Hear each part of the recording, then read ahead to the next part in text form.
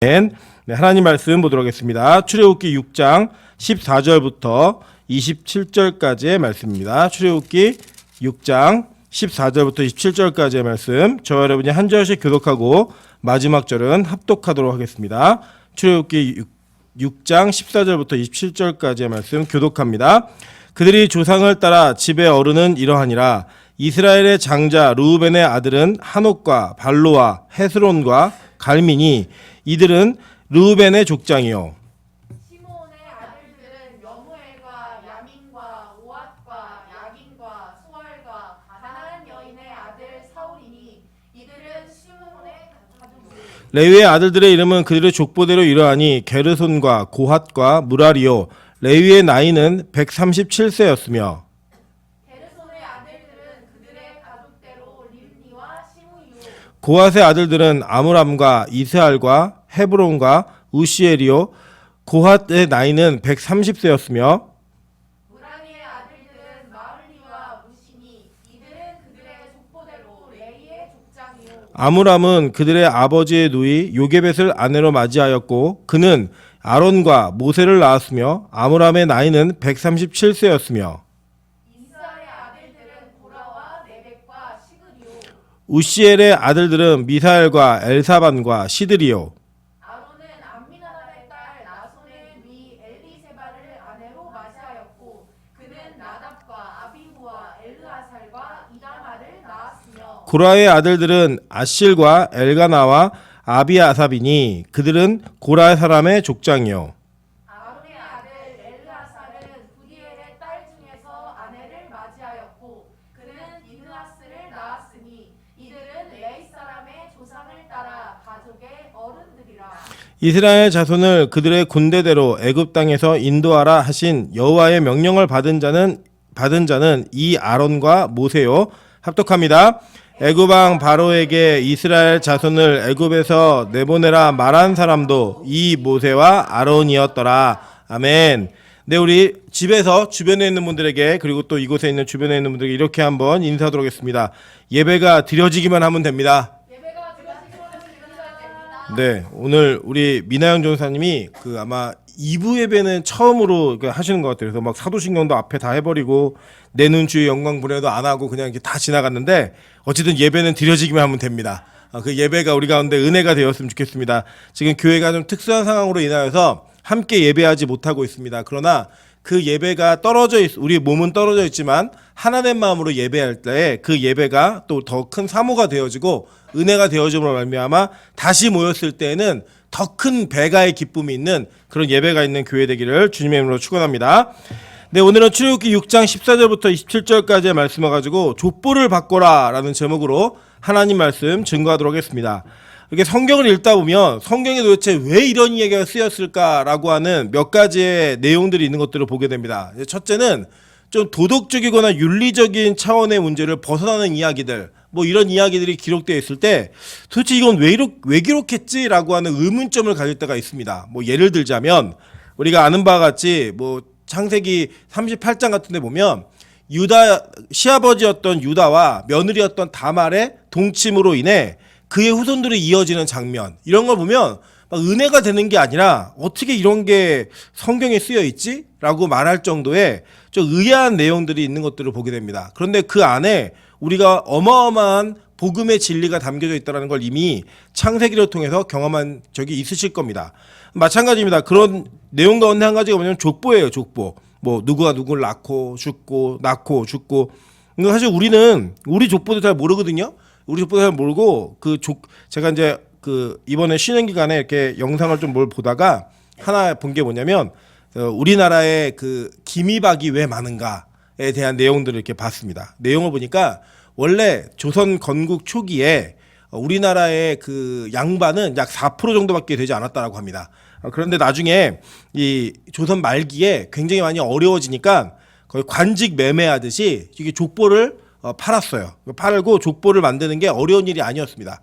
왜 어려운 일이 아니냐면 돈만 주면 그 족보의 내용을 위에 거는 원래 누군가의 것을 베끼고 밑에 이제 자기 세대부터 뭐 고조 할아버지 정도 되는 그 세대까지만 기록을 해가지고 이 바꿔치기 하는 그런 일들이 너무나 많았습니다. 그래갖고 이제 사람들이 많이 족보를 샀고요. 특별히 이제 일제 치하에서 많은 사람들이 성이 없는데 이제 성을 정하라고 그러면서 성을 어떻게 할 건지 정해라고 얘기하니까 많은 사람이 선호했던 것이 이제 기미박. 왜냐하면 이제 왕족과 양반들, 그 권문세가들의 그 내용들이 있는 그 가계 이력이 있는 그런 집안들을 선택해가지고 기미박 씨가 많아졌다라고 이렇게 얘기하는 걸 보았습니다. 그러니까 이 족보를 보면은 그 족보가 있느냐 없느냐, 그리고 이 족보 자체가 어떤 의미를 가지고 있느냐, 이런 것들을 많이 막 의미를 부여합니다. 근데 사실 여기 나와 있는 족보를 저희가 오늘은 자세하게 분석하지는 않겠지만 이 족보의 내용을 보다 보시면 사실은 여기서 막 빠진 사람들이 있어요. 그냥 막 건너뛰기를 해가지고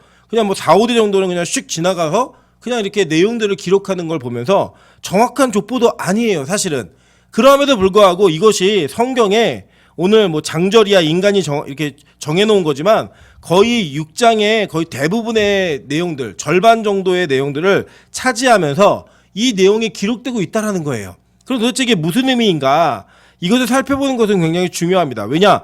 성경은 우리가 볼 때 이게 왜 기록돼 있지? 라는 의문이 든다 할지라도 하나님께서 모세를 통하여 기록한 성경에는 의미 없이 기록한 책이 하나도 없고 의미 없이 기록한 문구가 한 절도 없기 때문에 우리는 이것을 통하여서 다시 한번 복음의 의미와 진리들을 찾아갈 수 있는 그런 은혜의 시간들을 경험하도록 하겠습니다. 먼저는 우리 이 본문에 나와 있는 이 족보가 좀 특이하다라는 걸 먼저 발견하는데 몇 가지 특징을 좀 말해야 될 것 같아요. 왜냐하면 자 모세와 아론의 조상에 대한 이 얘기를 얘기하는데 14절 보니까 이렇게 얘기합니다. 그들의 조상을 따라 집의 어른은 이러하니라 라고 얘기하면서 그 집안의 어른에 대한 이야기를 하는데 실제로 보시면 이 14절에서는 루벤에 대한 이야기를 소개해요. 그죠? 루벤에 대한 이야기를 소개했고 15절 보시면 시므온의 아들들은 얘기하면서 둘째였던 시므온에 대한 이야기를 합니다. 그리고 16절에 가면 레위의 아들들의 이름은 그들의 족보대로 라고 얘기하면서 지금 아들 중에 야곱의 아들의 12아들이 있었는데 그 12아들 중에 3아들만 소개를 해요. 그죠? 루벤하고 시므온하고 레위예요. 넷째는 유다였거든요. 근데 이 유다에 대한 얘기는 하지 않고 그냥 이 3아들에 대한 족보만 이야기한다라는 거예요. 그러니까 이걸 보시면 아 이게 무언가를 분명히 다는 기록하지 않았는데 어떤 특정한 선별 기준에 의해서 이 3사람의 족보만 소개하고 있구나라고 하는 것을 우리가 눈치챌 수 있어야 됩니다. 그리고 이 보시면 결국에는 이 결론으로 뭘 얘기하고 있냐면 27절, 26절에도 그랬고 27절에도 그랬고 뭐라고 얘기하냐면 결국에는 이 아론과 모세요. 이 모세와 아론이었더라라고 얘기하면서 첫 번째 26절에는 아론이 먼저 나오고 27절에는 모세가 먼저 나오는 장면을 통하여서 결국 이 족보가 모세와 아론으로 귀결되고 있다라고 하는 것들을 강조하고 있다라는 거예요. 그래서 이제 이게 문서 비평하는 사람들은 스토리에 맞지 않는 내용들이 기록되어 있다. 그래서 이 편집하다가 실수로 잘못 기록한 내용들이 들어와 있다라고 하는 그런 자유주의 학자도 있습니다. 그런데 여러분 명심하셔야 될 것은 이 성경은 성령의 감동으로 기록되었기 때문에 이것이 갑자기 불필요하게 들어온 것이 아니라 이 내용은 아주 정확한 의미를 가지고 이 자리에 차지하고 있다는 것을 우리가 발견할 수 있어야 된다는 거예요. 그래서 도대체 왜 이렇게 기록하고 있느냐, 이 내용을 우리는 창세기와 연결해서 봐야 합니다. 왜냐하면 창세기를 기록한 모세와 출애굽기를 기록한 모세는 동일한 인물이기 때문에 그가 이 성경을 기록하면서 일맥상통한 의미와 이게 적절하게 이렇게 연결되어지는 의미를 분명히 내포한 상태에서 이 내용을 기록했다는 전제를 갖는다면 우리는 창세기에서 말하고 있는 이 족보의 내용들이 이 출애굽기를 통해 이렇게 선포되어짐으로 말미암아 어떤 의미가 있는지를 발견할 수 있게 된다는 거예요. 자, 먼저 보도록 할게요. 창세기 49장 1절 2절입니다. 야곱이 그 아들들을 불러 이르되 너희는 모이라. 너희가 후일에 당할 일을 내가 너희에게 이르리라. 너희는 모여 들으라. 야곱의 아들들아 너희 아버지 이스라엘에게 들을지어다 라고 얘기해요. 창세기 49장 1절과 2절에서 야곱은 자신의 아들들을 자기 죽기 직전에 다 모읍니다. 모아가지고 뭐라고 얘기하냐면 너희가 후일에 당할 일을 내가 지금부터 너에게 이를 것이다 라고 얘기하면서 너희들의 아버지인 이스라엘에게 들으라 라고 명령하고 있다라는 거예요. 그리고 이 창세기 49장 1절부터 시작된 이 축복의 말씀, 이 예언이 어떻게 종결이 되냐면 창세기 49장 28절에 이렇게 종결됩니다. 이들은 이스라엘의 12지파라. 이와 같이 그들의 아버지가 그들에게 말하고 그들에게 축복하였으니 곧 그들 각 사람의 분량대로 축복하였더라 라고 얘기하는데, 이 분량이라고 하는 것이 히브리어로는 베레카라는 뜻이고 그것은 은혜라고 하는 의미를 가지고 있습니다. 그러니까 이것을 뭐라고 얘기하냐면 다 축복이라는 거예요. 그래서 여러분 기억하시다시피 우리가 창세기 49장 전체를 살펴보면서 이 내용들이 다 축복이었다는 것을 확인을 했습니다. 확인을 했는데 여러분 잘 보시면 지금 오늘 이 출애굽기에서 다시 선택해서 얘기하고 있는 르우벤과 시므온과 레위에 대한 이야기는 우리가 볼 때 이게 축복인가 싶을 정도, 심지어는 이건 저주야 라고 말할 때 그래 맞아 이건 저주야 라고 할 정도의 내용이 기록되어 있다는 거예요. 그 내용 한번 살펴보도록 할게요. 창세기 49장 3절부터 7절입니다. 르우벤아 너는 내 장자요 내 능력이요 내 기력의 시작이라. 위풍이 월등하고 권능이 탁월하다마는 물의 끓음 같았은즉 너는 탁월하지 못하리니 내가 아버지의 침상에 올라 더럽혔음이로다. 그가 내 침상에 올랐도다. 시므온과 레위는 형제요 그들의 칼은 폭력의 도구로다. 내 호나 그들의 모의에 상관하지 말지어다. 내 영광아 그들의 집회에 참여하지 말지어다. 그들이 그들의 분노대로 사람을 죽이고 그들의 혈기대로 소의 발목 힘줄을 끊었음이로다. 그 노여움이 혹독하니 저주를 받을 것이요 분기가 맹렬하니 저주를 받을 것이라. 내가 그들을 야곱 중에서 나누며 이스라엘 중에서 흩으리로다 라고 얘기했어요. 자, 이 내용이 보니까 뭐예요? 이게 아버지가 아들한테 하는데 이게 무슨 축복이에요, 그죠? 저주의 내용 같잖아요, 내용 자체가. 근데 성경은 분명히 이것을 축복이라고 얘기한다라는 거예요. 여러분 이것을 우리가 배우셨지만 다시 한번 정리를 드리면 결론적으로 이겁니다.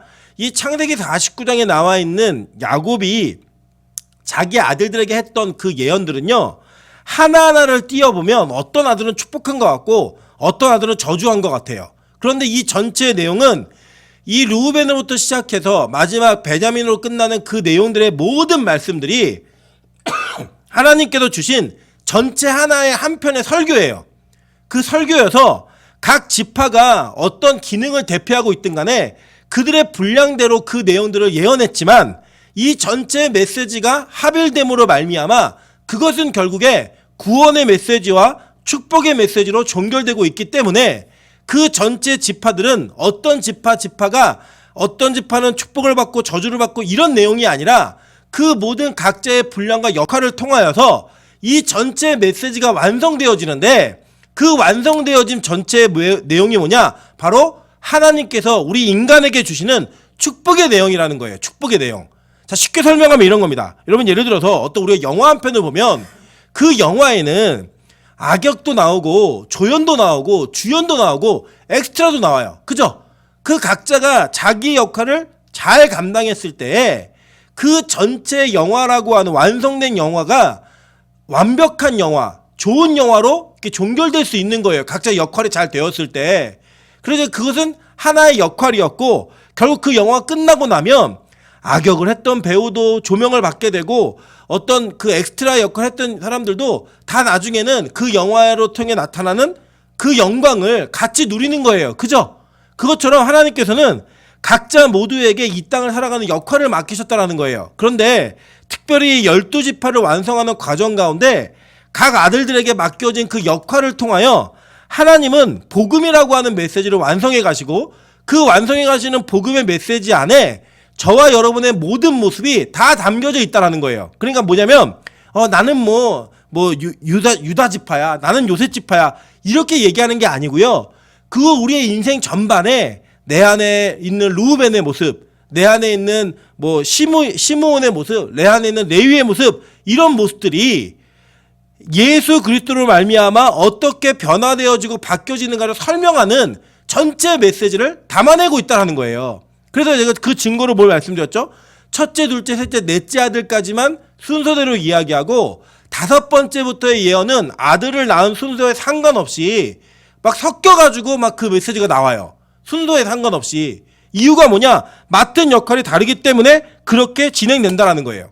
자, 그렇다면 왜 르우벤하고 시므온하고 레위에 대한 이야기만 지금 이야기하고 있는가? 이걸 보는 거예요. 여러분 이제 보시면요, 아주 재밌는 장면이 뭐냐면 우리 7장부터 보시면 이제 7장부터는요 모세가 아론에게 직접 나아가가지고 기적과 표적을 행하면서 이스라엘 백성들에게 10가지의 재앙을 보여주고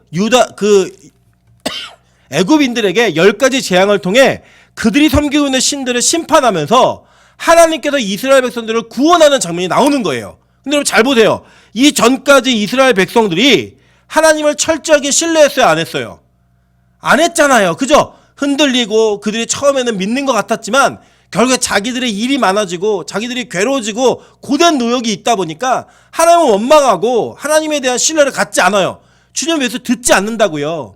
그들은 죄인들이었습니다. 하나님의 말씀을 듣지 않는 자들이었어요. 그럼에도 불구하고 하나님께서는 이 모세와 아론을 통하여서 그 죄된 이스라엘 백성들을 건지시는 장면이 이제 기록되어지고 있는 내용 가운데 이 아들들, 족보에 나와 있는 아들들의 모습을 통하여 이 모습이 창세기의 49장에 샘플링 되어 있는 모습인데 이게 지금 어떻게 나타나는가를 보여주고 있는 아주 중요한 힌트를 주고 있는 인사이트가 있는 그 내용이 여기에 나와 있음으로 말미암아 전체의 내용을 이어가는 모습이라는 거예요. 이해되세요? 무슨 말인지?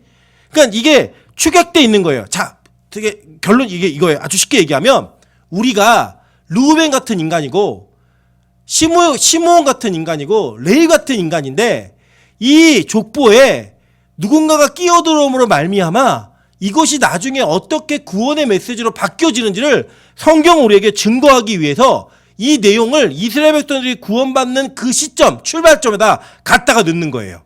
선언하는 거예요. 그 내용들을 보기로 하겠습니다. 자, 먼저 볼게요. 창세기 4장 1절에 이렇게 얘기합니다. 아담이 그의 아내 하와와 동침하매 하와가 임신하여 가인을 낳고 이르되 내가 여호와로 말미암아 득남하였다 하니라 라고 이야기해요. 자, 이게 왜 기록되어 있냐면 원래 하와는 창세기 3장 15절 16절에 나와 있는 그 내용 가운데 여자의 후손이 뱀의 후손의 머리를 박살낼 것이라는 걸 믿었어요. 근데 그 여자의 후손이라고 하는 그 메시지에 집중하다가 자기가 첫 번째 아들인 가인을 낳았을 때 그가 뭐라고 얘기했냐면 내가 여호와를 낳았다. 내가 메시아를 낳았다 라고 얘기하면서 이 하와는 여자의 후손을 기다렸단 말이에요. 그런데 이 가인이 어떻게 했어요? 예배까지 실패하는 인류의 악의 기원이고 이 살인의 효시였던 이런 사람이 됐잖아요. 그 장자로서의 첫 번째 실패가 거기에 드러나고 있는 거예요. 근데 그 실패를 누가 해요? 르우벤이었다는 거예요. 르우벤이. 여러분 르우벤의 이름의 뜻이 뭔지 아세요? 보라 아들이다예요. 보라 아들이다. 그 여기 비슷하죠. 그죠? 내가 여호와를 낳았다. 보라 아들이다. 이거 얘기하는 게 강조점이거든요. 내가 장자를 낳았다는 거예요. 아들을 낳았다는 거예요. 근데 그 아들이 어떻게 했어요? 아버지의 침상에 올라버렸어요. 그 뭐예요? 가늠한 자. 그러니까 아버지의 침상에 올라서 자기의 서모죠. 아버지의 후처인 그 자와 통간함으로 말미암아 아버지의 침상을 더럽힌 그 내용들, 그 내용이 성경에 여실없이 기록되어 있다는 거예요. 그래서 야곱이 이 르우벤에게 뭐라고 얘기했느냐? 너는 내 기력의 시작이다. 넌 능력이 있다. 위풍이 월등하고 너는 탁월하다. 그런데 너의 그 기질이 물의 끓음 같았든지 너는 앞으로 탁월하지 못할 것이다. 왜냐? 너는 아버지의 침상에 올랐기 때문에. 얼마나 기대했겠어요, 여러분. 첫 번째 장자, 첫째에 대한 기대가 있거든요. 우리 왜 장남 신드롬, 뭐 장남 컴플렉스 뭐 이런 거 얘기하잖아요. 그게 뭐예요? 집안에 첫 번째 낳은 그 아이에게 부여하는 기대감이 너무 크다는 거예요. 근데 그 기대감 때문에 때로는 실망도 많이 하는 거예요. 근데 성경은 우리 창세기 보셨지만 하나님은 의도적으로 장자를 계속 배제하시죠. 왜 배제해요? 자기의 힘과 자기의 능력으로 스스로 구원할 수 없음을 인정하게 하고 정말로 구원받지 못할 자격 없는 자들, 차자나 말제들을 통하여서 하나님의 구원이 이루어지고 믿음이 계속 전수되어지는 걸 우리 보잖아요. 그죠? 왜요? 하나님의 주권적 구원의 은혜가 무엇인지를 설명하기 위한 도식이에요. 하나님이 장자를 싫어해서 그런 게 아니라 그 장자가 실패하는 것을 통하여 우리 인간이 하나님 앞에서 얼마나 실패했는가, 하나님의 침상에 오르는 하나님을 범접하고 가늠하고 폭력하는 그런 존재임을 하나님 폭로시키는 거예요. 고발해버리는 거예요. 그 모습을 통하여서. 그래서 얘기합니다. 히브리서 12장 16절에 음행하는 자 곧 한 그릇 음식을 위하여 장자의 명분을 판 에서와 같이 망령된 자가 없도록 살피라 라고 얘기해요. 이 망령된 자가 뭐예요? 베벨로스라고 하는 헬라어인데 세속적인 거룩하지 않은 이런 자들이 누구예요? 다 장자 같은 자들이에요. 르우벤 같은 장자들. 그게 누구예요? 저와 여러분이라는 거예요. 창세기 25장 13절에도 이렇게 얘기합니다. 야곱이 떡과 팥죽을 에서에게 주매 에서가 먹으며 마시고 일어나 갔으니 에서가 장자의 명분을 가볍게 여김이었더라 라고 이야기해요. 그 장자의 명분을 가볍게 여긴 결과가 뭐예요? 그 명분을 팥죽 한 그릇에 팔아버린 거예요. 떡에 팔아버린 거예요. 그냥. 그게 바로 우리였다고요. 이 세속에 이 땅에 먹을 것, 이 땅에 한 그릇의 팥죽에 하나님으로부터 온 장자의 명분을 파는 자들인 거예요. 파는 자들. 그래서 우리 이 첫 번째 장자가 실패했던 장면은 성경에 아예 그냥 출발점부터 나와요. 그게 누구예요? 아담이에요. 아담. 여러분 하나님께서 아담과 하와를 창조하셨잖아요. 그죠? 처음에 만든 사람이 누구예요? 아담이었다고요. 그러니까 아담은 온 인류의 장자예요. 그 장자가 뭘 했는지 한번 보도록 할게요. 창세기 3장 9절입니다. 9절부터 12절. 여호와 하나님이 아담을 부르시매 그에게 이르시되 내가 어디 있느냐 이르시되 내가 동산에서 하나님의 소리를 듣고 내가 벗었으므로 두려워하여 숨었나이다. 이르시되 누가 너의 벗었음을 내게 알렸느냐 내가 내게 먹지 말라 명한 그 나무의 열매를 내가 먹었느냐. 아담이 이르되 하나님이 주셔서 나와 함께 있게 하신 여자 그가 그 나무 열매를 내게 주므로 내가 먹었나이다 라고 얘기해요. 자, 이 선악과를 따먹은 의미가 뭐예요? 뱀이 뭐라고 꼬셨어요? 야, 너 하나님처럼 될 수 있어. 그래서 하나님이 먹지 못하게 한 거야 라고 얘기하니까 그가 하나님처럼 되고 싶어서 하와가 그걸 따먹고 누구에게 줬어요? 아담에게 줬다고요. 여러분 아담이요 뱀하고 하와 대화할 때 그 옆에 있었습니다. 그 옆에 있으면서 그 대화를 다 들었다고요. 그런데 가장 매력적인 얘기가 뭐예요? 너 하나님처럼 될 수 있어. 그래서 그가 그걸 먹은 거예요. 그래서 그 결과가 어떻게 됐어요? 선과 악을 판단하는 기준을 하나님으로부터 가져온 거예요. 누가요? 인간이. 그게 뭐예요? 아버지 침상에 오른 것과 똑같은 거예요. 여러분 고대 사회에서는요. 이 어떤 나라를 정복하거나 왕을 정복했을 때 전통이 뭐냐면 그 왕의 부인들을 취함으로 말미암아 내가 이 사람의 모든 권한을 다 가지고 왔다. 내가 이 사람을 대체하는 대체자다라고 하는 것을 증명하는 아주 잘못된 의식이 있었습니다. 그런 의식이 어디서 나온 거예요? 바로 여기서부터 나온 거예요. 아버지의 침상에 오르는 것, 선악과를 따먹은 인간의 모습, 그 모습이 우리 안에 있다라는 거예요. 그게 누구였어요?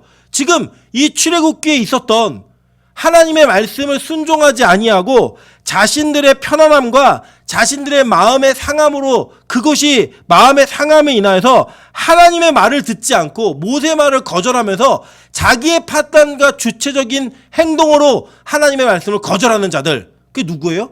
장자들. 그게 누구예요? 저와 여러분들인 거예요. 말씀을 들으면 내가 선과 악의 기준을 판단하고 이건 맞는 말이야, 이건 틀린 말이야, 난 저건 믿을 거야, 저건 믿지 않을 거야 했던 그 모습이 바로 저와 여러분에게 있는 거예요. 그 모습을 성경은 오늘 폭로하면서 이 모세와 아론의 조상을 얘기하면서 이게 너희들의 조상이라는 거예요. 너희들의 어른이라는 거예요. 우리의 어른. 그러면서 이 르우벤의 족보를 쭉 설명하고 있는 겁니다. 그러면서 얘기하는 게 뭐냐면 이제 두 번째로 시므온과 레위에 대한 이야기를 해요. 시므온과 레위에 대한 이야기는 뭐였냐면요. 이런 거예요. 다시 한번 보면 창세기 49장에 보면 이렇게 얘기합니다. 시므온과 레위는 형제여 그들의 칼은 폭력의 도구로다. 내호나 그들의 모의에 상관하지 말지어다 라고 얘기해요. 그러면서 뭐라고 얘기하냐면 내 영광아 그들의 집회에 참여하지 말지어다. 그들의 분노대로 사람을 죽이고 그들의 별기대로 소의 발목임줄을 끊었음이로다. 그 노염이 혹독하니 저주를 받을 것이요 분기가 맹렬하니 저주를 받을 것이라. 내가 그들의 야곱 중에 나누며 이스라엘 중에서 흩트리로다 라고 얘기해요. 이게 어떤 장면에서 기인한 거냐면 이 야곱이 하나님의 말씀을 쫓아서 하란 땅에서부터 베델로 돌아오기 시작합니다. 근데 그가 돌아오다가 숫곳이라고 하는 곳에 머물러 버려요. 이 머물렀을 때 그의 딸이었던 디나가 그 옆 동네에 있었던 세겜 땅에 놀러 가다가 이 세겜의 추장이었던 하몰의 아들이었던 세겜에게 강간을 당합니다. 강간을 당한 다음에 이 세겜이 이 디나가 마음에 들어서 결혼하자고 얘기했어요. 그랬더니 너희들 할례가 없기 때문에 할례를 안 받았기 때문에 우리 결혼 못해 라고 이 레위하고 시몬이 속여요. 속여서 이 할례를 남자들을 받게 합니다. 그러고 난 다음에 3일 있다가 가가지고 그 지역에 있는 남자들을 다 죽여버리고 거기 약탈해버려요. 완전히. 그러면 살인을 저질러요. 이 살인을 저지르는 장면을 이 야곱은 기억하고 있는 거예요. 기억하고 그 죽기 전에 마지막 예언의 장면을 얘기할 때 하나님을 통해 온 계시가 뭐였냐면 그들은 잔해하는 기계라는 거예요. 폭력의 도구라는 거예요. 칼이라는 거예요. 그러면서 뭐라고 얘기하냐면 그들의 모의에 상관하지 말고 그들의 집회에 참여하지 말아라. 왜냐? 그들은 자신의 분노대로 사람을 죽이고 그들의 노여움과 혹독함을 인하여서 그들이 저주를 받게 될 것이다 라고 얘기하면서 그들을 이스라엘 중에서 흩어버리라 라고 얘기합니다. 실제로 그런 일이 벌어졌어요. 여호수아 19장 1절부터 9절에 보면 이렇게 얘기합니다. 둘째로 시므온 곧 시므온 자손의 지파를 위하여 그들의 가족대로 제비를 뽑았으니 그들의 기업은 유다 자손의 기업 중에서라. 9절에 보면 시므온 자손이 이 기업은 유다 자손의 기업 중에서 취하였으니 이는 유다 자손의 분깃이 자기들에게 너무 많으므로 시므온 자손이 자기의 기업을 그들의 기업 중에서 받음이었더라 라고 얘기합니다. 이게 뭐였냐면 하나님께서 이 시므온을 땅을 분배를 주셨는데 이 시므온은 더 이상 자신들의 땅을 늘릴 수 없게 유다 지파 안에다가 그 땅의 영역을 둡니다. 그래서 나중에 그들이 유다 지파에 거의 흡수되다시피 해가지고 없어져 버려요. 근데 이 시므온의 이 기질이 뭐였냐면 열받으면 칼 뽑는 거예요. 열받으면 누구든지 죽이는 거예요. 내 분노와 내 감정대로 폭력적인 언행과 자기의 분을 참지 못하고 모든 것을 쏟아버리는 인간. 그 누구예요? 저와 여러분이잖아요. 그죠? 함부로 말하고 함부로 생각하고 우리 마음에서 많이 죽였잖아요. 그런 내용들을 통하여서 그들이 가지고 있었던 기질이 무엇이었는지를 이야기하는데 그게 누구 기질이에요? 우리의 기질인 거예요. 우리의 기질. 그리고 그 대표자로서 한 인물을 소개합니다. 요한복음 18장 10절부터 11절입니다. 이에 시몬이라는 게 시므온의 헬라식 발음이에요.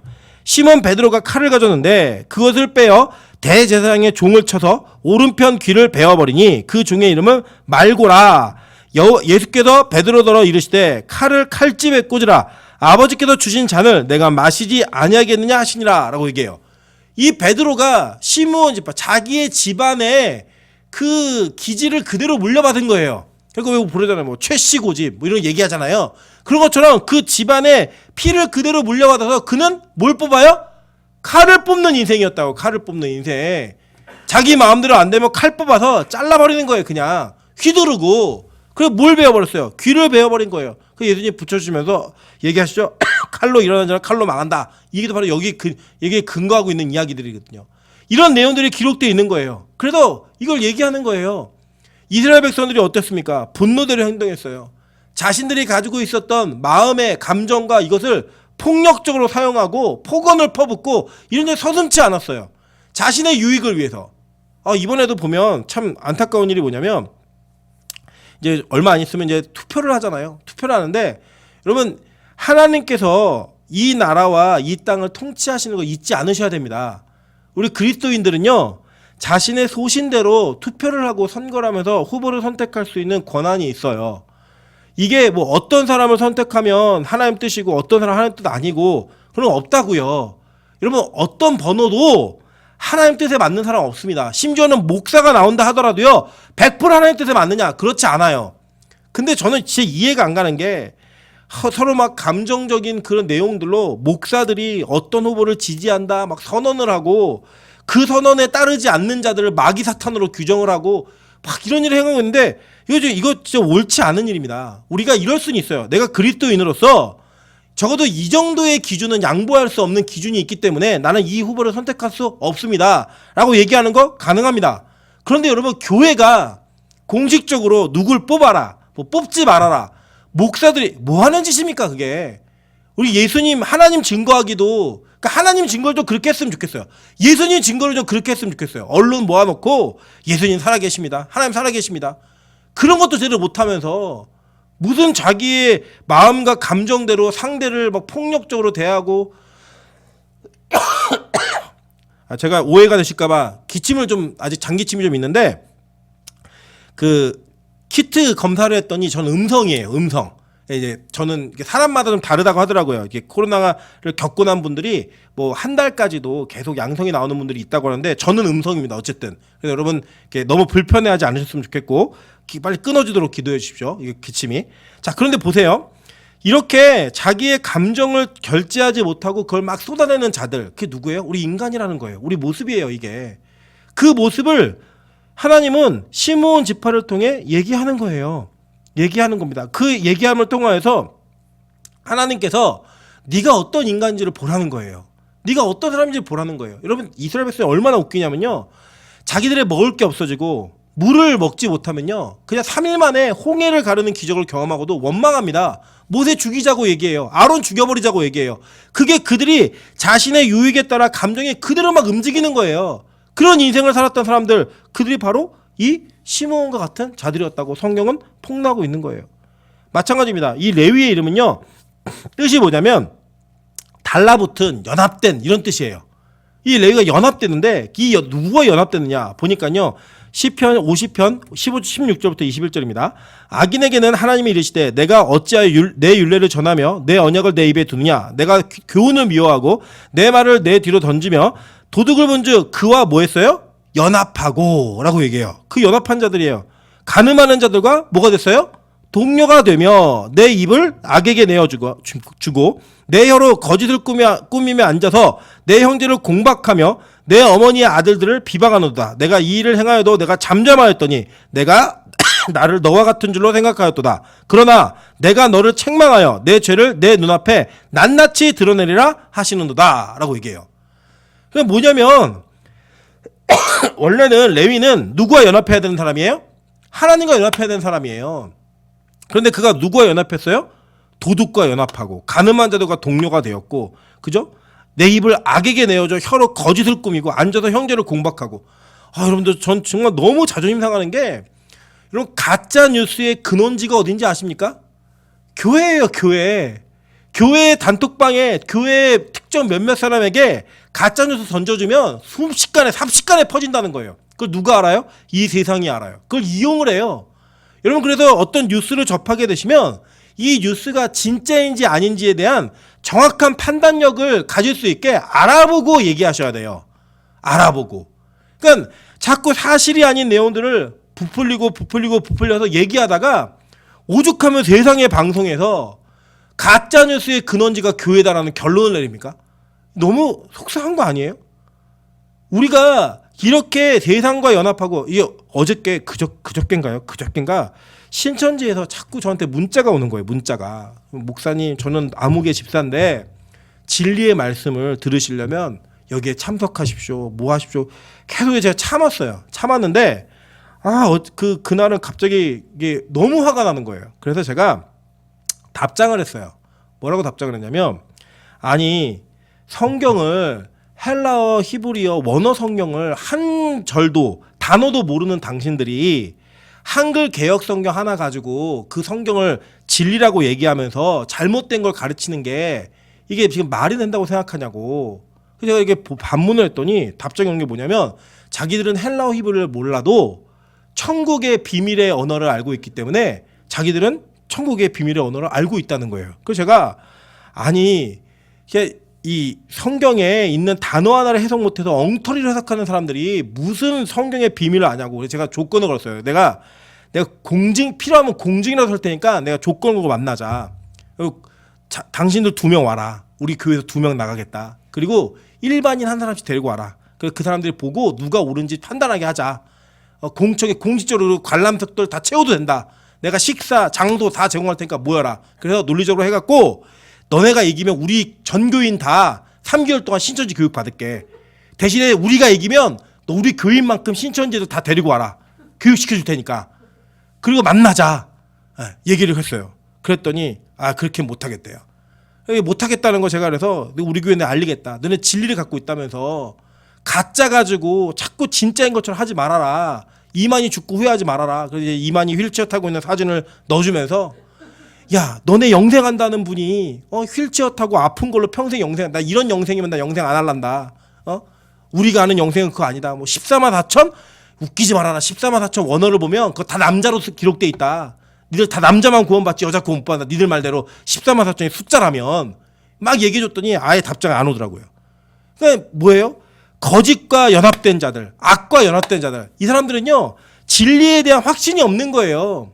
그러니까 자꾸 도적들, 자기 유익에 맞게 도적들과 연합하고 가늠한 자들과 연합하고. 그래서 거기다 대놓고 너네 특정 정당하고 연합해갖고 이게 뭐 하는 짓이냐. 영생을 추구하는 자들이 이 세상의 권력에 붙어갖고 뭐 하자는 짓이냐. 예? 그 얘기하면서 제가 비웃었어요. 음성입니다. 이게요, 하나님이요, 이 땅에 우리를 보내신 이유는 하나님과 연합이 목적인데 그 연합이 누구랑 되고 있어요? 세상과 연합하고 있는 거예요. 누가 그래요? 저와 여러분이 그러고 있는 거예요. 마치 이 세상의 권력이 전부인 것처럼, 그것이 전체인 것처럼 하나님은요, 이러한 우리들을 하나님의 은혜대로 회복을 시키시는데, 놀라운 사실이 뭐냐면 하나님은 우리가 잃어버렸던, 우리가 그 자리를 이탈했던 그 모든 것들을 다시 원위치로 돌리시는 작업을 출애굽기를 통해 하시는 거예요. 볼게요. 출애굽기 4장 22절 23절입니다. 너는 바로에게 이르기를 여호와의 말씀에 이스라엘은 내 아들 내 뭐라고요? 장자라. 내가 내게 이르기를 내 아들을 보내주어 나를 섬기게 하라 하여도 내가 보내주기를 거절하니 내가 내 아들 장자를 죽이려 하셨다라 하시니라 라고 얘기하는 거예요. 장자가 이탈했잖아요. 하나님을 거절하는 죄를 갔잖아요. 근데 하나님이 다시 찾아오셔서 하시는 말씀이 뭐예요? 너 내 장자라는 거예요. 그 내 장자 내보내? 안 내보내면 네 장자 다 죽이겠다. 이 얘기하시는 거예요. 세상의 장자를 다 죽여버리고 하나님의 장자로 그들을 다시 세우시겠다라는 거예요. 여러분, 그 안에 누가 포함되어 있느냐? 레위가 포함되어 있는 거예요. 보세요. 민수기 3장 11절부터 13절입니다. 여호와께서 모세에게 말씀하여 이르시되 보라, 내가 이스라엘 자손 중에서 레위인을 택하여 이스라엘 자손 중에 태를 열어 태어난 모든 마지를 대신하게 하였은즉 레위인은 내 것이라. 처음 태어난 자는 다 내 것이면 내가 애굽 땅에서 그 처음 태어난 자를 다 죽이던 날에 이스라엘의 처음 태어난 자는 사람이나 짐승을 다 거룩하게 구별하였음이니 그들은 내 것이 될 것임이라. 나는 여호와이니라. 이해되시죠? 무슨 말인지. 장자, 잃어버린, 이탈한, 자기의 자리를 이탈했던 장자들을 다시 장자로 부르시는데, 그 부르시는 상징으로서 인물을 누굴 세웠어요? 레위를 세우셨다고요. 레위는 원래 장자도 아니었잖아요. 그런데 그 회복의 단계, 이 장자, 이탈한 장자의 모습이 누구에도 있었던 거예요. 레위에게도 있었던 거예요. 누구에게도 있었던 거예요. 저에게도, 여러분에게도, 모두에게 있었던 거예요. 근데 그 사람들을 다 부르시는 거예요. 누구를 대신 세워서? 레위라고 하는 제사장 그룹을 대신 세움으로 말미암아, 대신 그 장자의 그룹을 세움으로 말미암아 모든 마지가 다 하나님 것이다. 다 장자는 원래 내 것이야 라는 것을 구별하게 하심으로, 하나님이 거룩하게 구별하심으로 말미암아 회복이라는 걸 시작하시는 거예요. 그래서 그것을 부르실 때 부름받은 지파가 이 출애굽기는 누구예요? 레위인 거예요. 레위. 그리고 그를 대표하는 그 레위 지파의 지금 이 시대의 대표가 누구예요? 모세하고 아론인 거예요. 그들을 통해 너희를 다시 장자로 불러내겠다는 거예요. 너희를 다시 장자로 세우시겠다라는 거예요. 그게 기록되어 있는 겁니다. 그래 보세요. 이사야 7장 14절에 이렇게 얘기합니다. 그러므로 주께서 친히 징조를 너희에게 주실 것이라. 보라, 처녀가 잉태하여 아들을 낳을 것이요. 자, 처녀는 결혼 안 한 여자잖아요. 이 처녀는 동정녀예요. 동정녀. 남자를 모르는 여자라고요. 남자를 모르는 여자가 잉태하여 아들을 낳으면 그 아들은 몇째 아들이에요?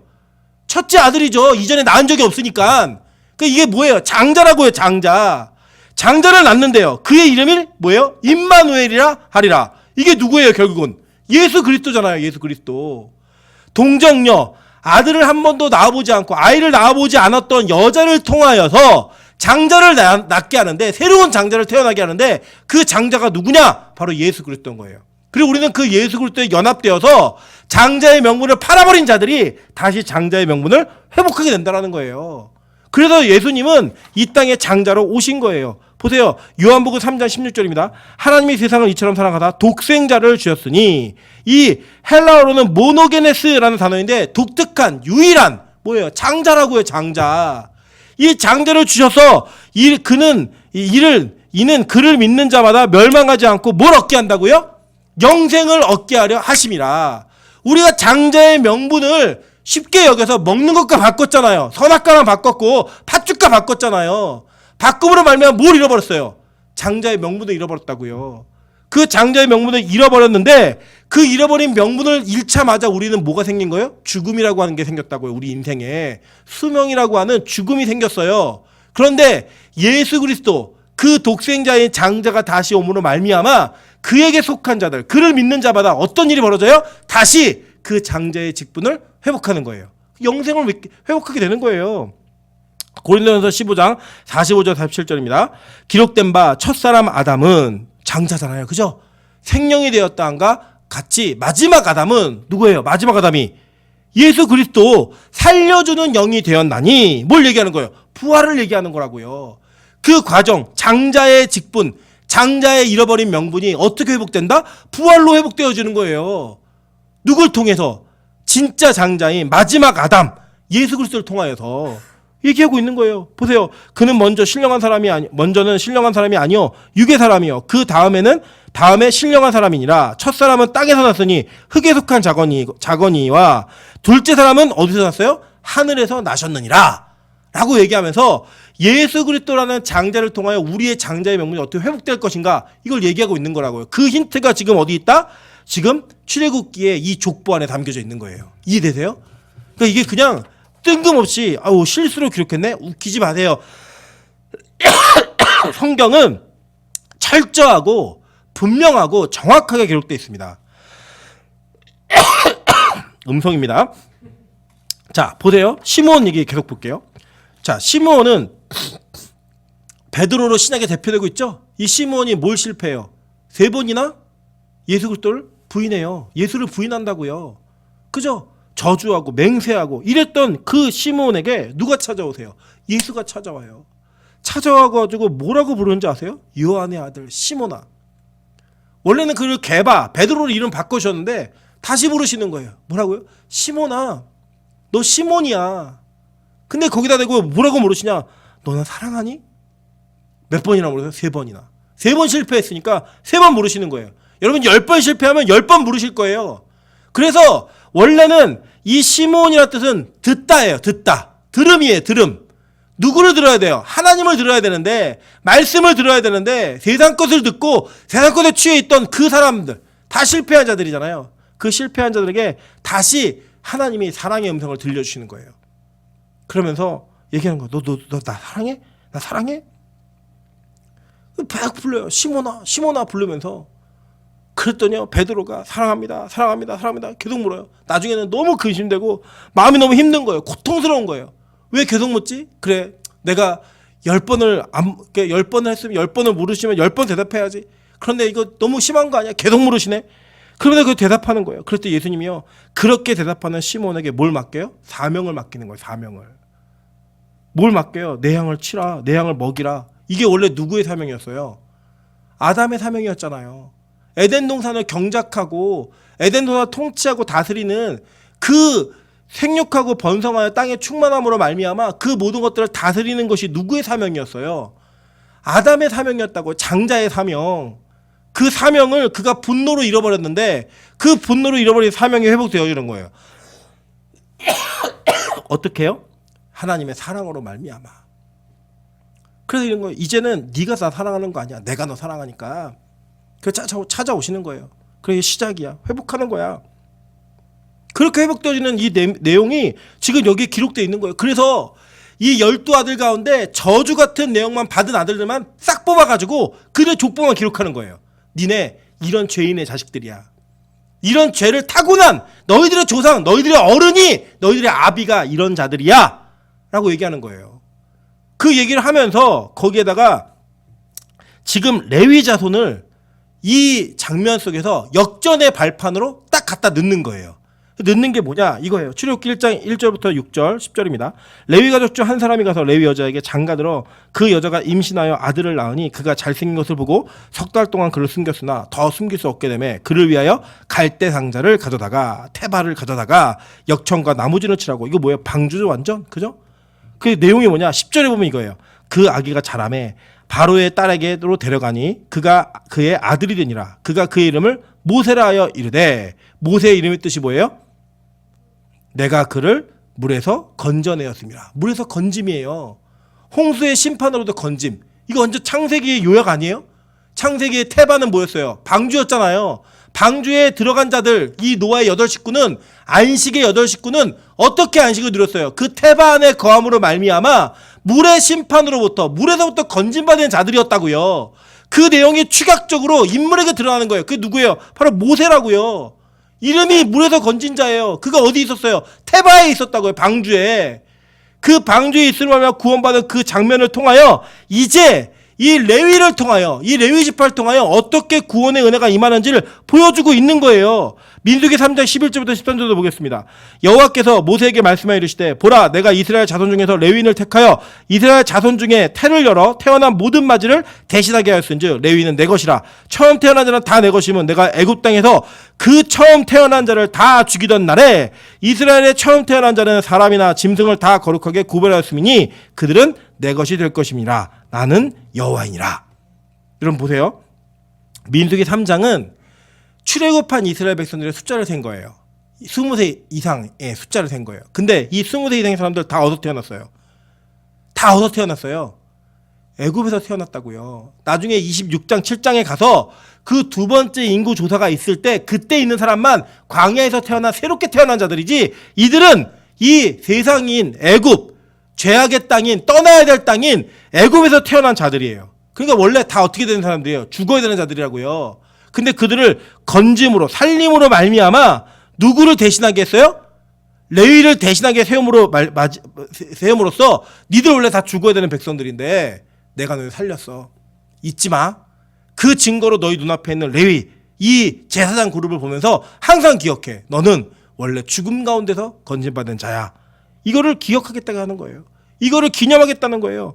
그 얘기하는 거예요. 그래서 레위 지파는요 달라요. 어떻게 다르냐 볼게요. 출애굽기 32장 25절부터 29절입니다. 모세가 먼저 백성의 방자하니 이는 아론이 그들을 방자하게 하여 원수에게 조롱거리가 되게 하였습니다. 이에 모세가 진문에 서서 누구든지 여호와 편에 서 있는 자는 내게로 나오라며 레위 자손이 다 모여 그에게로 가는지라. 모세가 그들에게 이르되 이스라엘 하나님 여호와께서 이렇게 말씀하시기를 너희는 각각 허리에 칼을 차고 진 이 문에서 저 문까지 왕래하여 각 사람이 그 형제를, 각 사람이 자기의 친구를, 각 사람이 자기의 이웃을 죽이라 하셨느니라. 레위 자손이 모세의 말대로 행하매 이날에 백성 중에 3,000명 가량이 죽임을 당하니라. 모세가 이르되 각 사람이 자기의 아들과 자기의 형제를 쳤으니 오늘 여호와께 헌신하게 되었느니라. 그가 오늘 너희에게 복을 내리시리라 라고 얘기해요. 자, 이들이 뭘 끊어냈어요? 자기들이요 이스라엘 백성이 그 금송아지를 숭배했던 그것 때문에 다 죽게 생긴 거예요. 다 죽게 생기니까 모세가 내려와서 이걸 수습하는데 아직 여호와의 편에 있는 사람들 나와! 그랬더니요 이스라엘의 장자들이 다 나온 거예요. 그게 누구예요? 레위 지파 사람들. 레위 지파 사람들 누굴 대신한다 그랬어요? 이스라엘 전체를 대신하는, 마지들을 대신하는 자들이잖아요. 그 장자들이 나오는 거예요. 나와가지고 뭘 했어요? 그들이 이 진에서, 이 진문 이쪽에서 진 저쪽 끝까지 다니면서 손에 걸리는, 자기와 몸에 부딪히는 모든 자를 칼로 죽여버렸어요. 그게 형제든 부모든 아들이든 상관없이 다 죽여버렸어요. 그게 뭐예요? 여호와께 헌신이었다는 거예요. 그래 뭐라 그래요? 본토 친척 아벨 집을 떠나라. 그죠? 형제를 미워하고 부모를 버리고 내세에 복이 있다. 이 다 어디서 나오는 말씀이에요? 여기 나오는 말씀이에요. 헌신이 뭔지를 얘기해 주는 거예요. 헌신이 뭔지를. 그걸 통하여서 거룩에 옛날에 자기의 동생 디나가 강간당했다고 세상에 있는 사람들을 분노로 쫙 죽여버리는 자가 이제는 하나님의 분노 때문에 가족관계를 하나님보다 앞세우지 아니하고 하나님의 관계를 그 무엇보다 우선적으로는 헌신하는 자들이 세워지게 되었다는 거예요.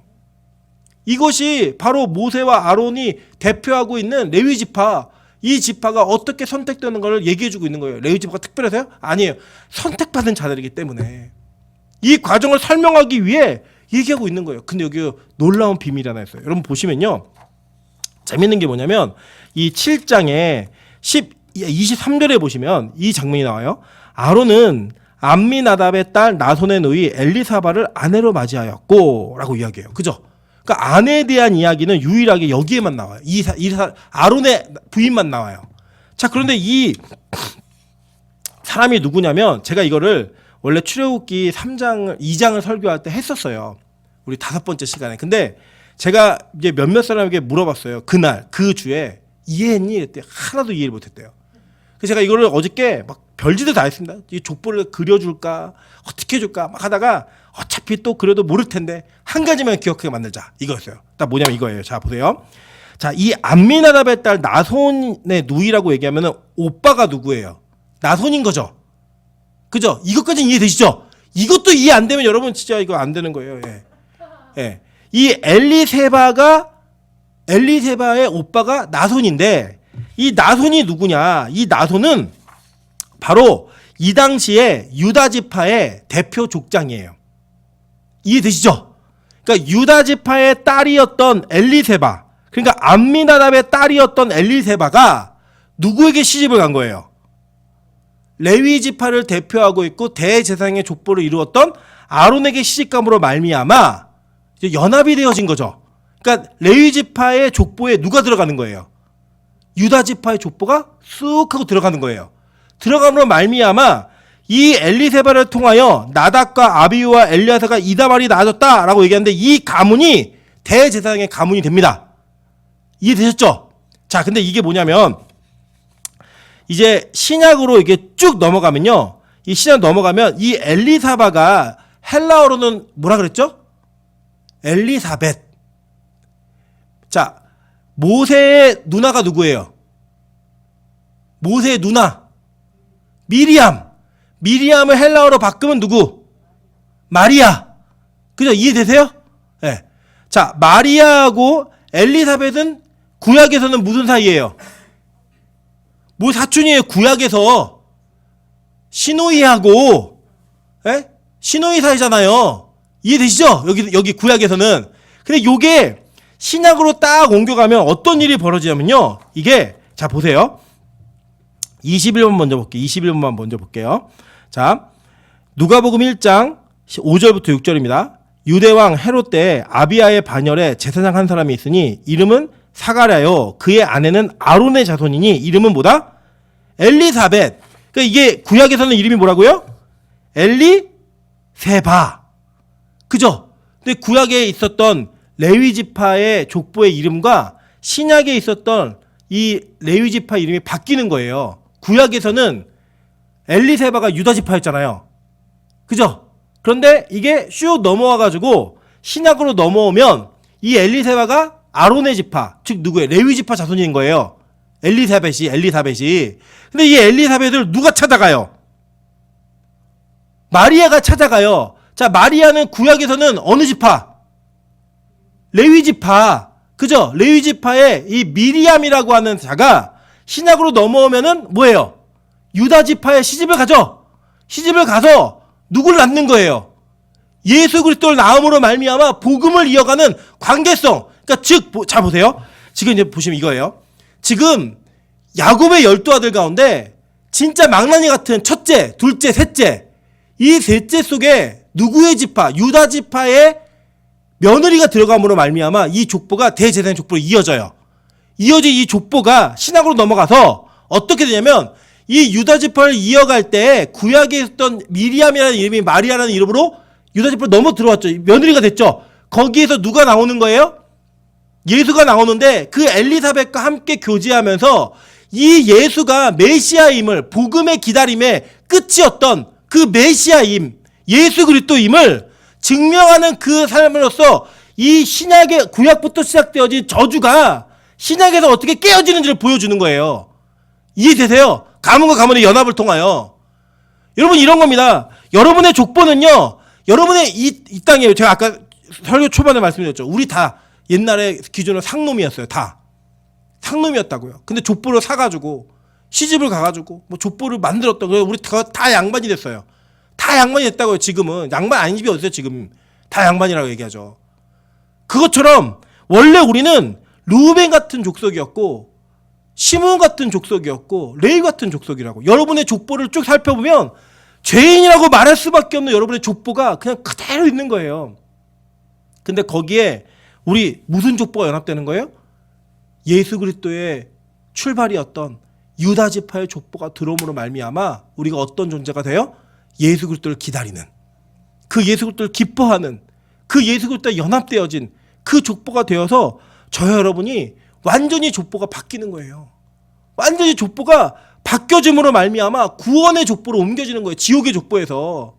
여러분 저는 그래서 여러분에게 권면합니다. 우리 특별히 아직 결혼을 안 한 미혼의 청년 형제 자매들, 결혼할 때 예를 들어 자기 집안에 믿음이 좀 없다. 어떻게 해서든 뭐 돈을 빌려주든 채무관계를 설정하는, 그래서 믿음의 집안으로 시집 가세요. 믿음의 집안과 결혼을 하세요. 이게 여러분 엄청 큰 유익이 있습니다. 자기 믿음의 족보가 아예 근원이 바뀌어지는 거예요. 근원이. 여러분 혹시 그렇지 못했다 하더라도요. 여러분의 인생에 나에게 예수 그리스도가 연합됨으로 말미암아 나의 죄된 족보가 구원의 족보로 완전히 바뀌어지는 거예요. 왜 결혼 안 할 사람도 있잖아요. 못하는 건 아니에요. 안 할 사람도 있잖아요. 안 할 사람들에게도 다 예수가 나의 신랑이 됨으로 말미암아 예수에게 시집감으로 말미암아 여러분 족보가 완전히 바뀌어지는 거예요. 이게요 구약부터 힌트가 있는 거예요. 힌트가. 그 힌트를 통하여 저와 여러분이 어떻게 구원받는가를 설명하고 있다고요. 그게 복음입니다. 복음은 누누이 계속적으로 반복적으로 얘기하는 게 뭐냐면 예수와 연합됨으로 말미암아 네가 구원받는다는 거예요. 너의 그 지옥의 족보가 예수와 연합됨으로 말미암아 바뀌어진다라는 거예요. 그리고 그 이야기를 얘기한 다음부터 지금 7장부터는요. 이제 그들이 어떻게 구원받는지를 설명하고 있는 거예요. 너희들이 어떻게 구원의 백성이 되는지를 반복적으로 계속적으로 설명하는 거예요. 그게 성경 전체 다 이야기입니다. 이거 알아야 진짜 아는 거예요. 그러니까 말도 신천지 웃기지 말라 하세요. 누더기같이 몇 개 구절구절 외워갖고 찢어붙여가지고 말도 안 되는 교리 만들어서 달달달 외우게 한 게 성경이 능통하다고요? 그건 말도 안 되는 거고요. 여러분 진짜 성경이 쓰여진 본문의 의미가 무엇인지를 정확히 알 때에만 우리에게 진짜 복음이 세워지는 거예요. 그게 뭐예요? 이런 거 아는 거예요. 이런 거. 구약도 모르면서 신약 해석하고 앉아있고 그런 말도 안 잡상인 같은 그런 교리 그 말도 안 되는 거 얘기하지 마세요. 제가 말씀드렸잖아요. 제가 신천지 야고보 지파에 교육하는 분들 쫓아와가지고 제 제자 부모님 제 제자의 어머니는 신천지 제 제자는 교회 다니고 끼리 만났어요. 그 노원역 토지에서 만나갖고 2시간 동안 얘기할 때요. 제가 강의해줬어요. 강의. 헬라어 히브리어 얘기했더니 꿀먹은 벙어리 돼갖고 왜 헬라어 히브리어를 알아야지 성경을 올바르게 해석할 수 있는지 설명했더니요. 가만히 앉아 2시간 듣고 있다가 그 어머니가 뭐라 그러냐면 자기 딸한테 나 신천지 사람들 너무 실망했다고. 어떻게 2시간 동안 한마디도 못하냐고. 그게 그들의 실력입니다. 지들끼리 앉아가지고 뭐 대단한 거 가르치는 것 같지만 성경 진짜 실력 있고 제대로 공부한 사람 만나면 입도 뻥끗 못하는 그런 교리 그런 거 가지고요. 진리라고 얘기하는 자들에게 현혹되지 마세요. 제발. 진짜 복음은요. 성경이 말하고 있는 뜻 예수 그리스도가 어떤 분인지를 알고 내가 그분과 연합함으로 말미암아 어떻게 구원이 이루어지는지를 아는 자들 그들이 복음을 제대로 아는 자들이라고요. 그래 여러분 적어도 성경을 읽으실 때 그들이 얘기하면 야 니네 헛소리 하지마 할 정도로 성경 좀 아세요 제발. 그거 모르니까 여기저기 기웃기웃거리다가 잘못된 거 배웠고 이 거짓된 정보 그거 주워먹고 여러분 영혼이 병드는 거 영혼이. 여러분 저는요 우리 빛가서공교회가 진짜 족보 바꾸는 교회 되길 소망합니다. 예수에게 시집감으로 예수와 결혼함으로 예수와 연합됨으로 말미암아 우리의 영혼의 근본을 바꿔내는 그런 은혜가 이 교회 가운데 충만해서 이 교회가 하나님의 교회가 되고 여러분이 하나님의 성도가 되고 우리가 복음의 족보에 편입됨으로 말미암아 한 가족이 되어지는 그런 믿음의 가족 되시기를 주님의 이름으로 축원합니다. 시간 같이 한번 찬양으로 기도하겠습니다. 우리 예수